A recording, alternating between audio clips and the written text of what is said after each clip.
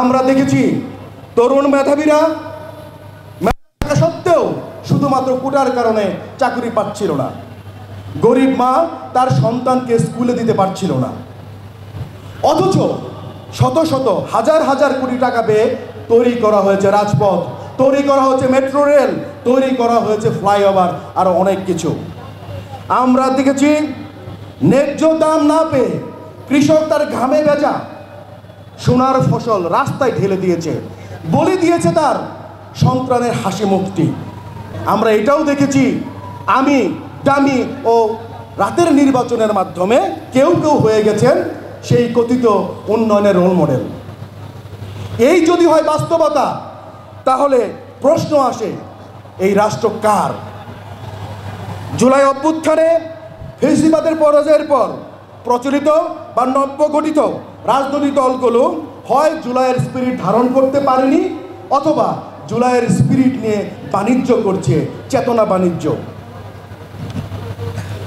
এমন সময়ে বাংলাদেশের কিছু সচেতন নাগরিক আমরা সবাই মিলে একটি নতুন রাজনৈতিক প্ল্যাটফর্ম গঠন করেছি, যার নাম বাংলাদেশ রিপাবলিক পার্টি বা বিআরপি।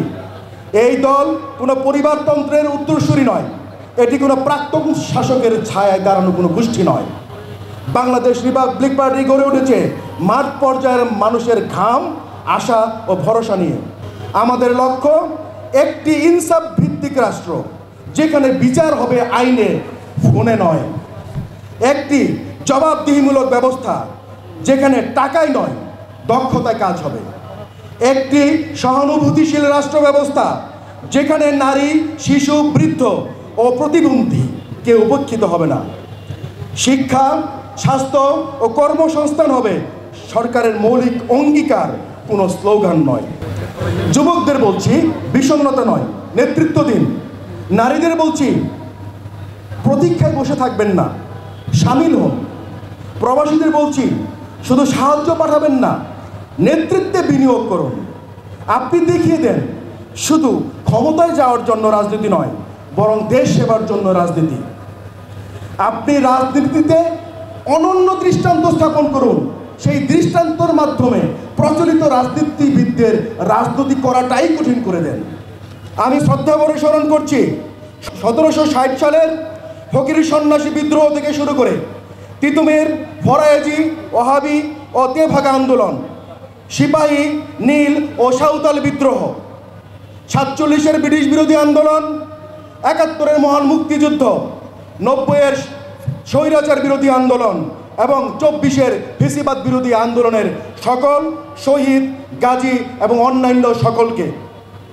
প্রিয় দেশবাসী, সবার উপরে দেশ এই মূল মন্ত্রে বাংলাদেশের সার্বভৌমত্ব পাহারা দেওয়ার জন্য এক সময় কাজ করেছি।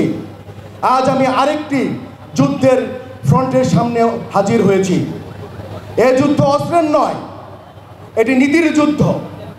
এ যুদ্ধ শক্তির নয়, এটি সত্য, ন্যায় বিচার ও সুন্দর ভবিষ্যতের যুদ্ধ। প্রিয় উপস্থিতি, আমরা এমন এক সময় অতিক্রম করছি যেখানে রাষ্ট্র যেন আর রাষ্ট্র হয়ে উঠতে পারছে না।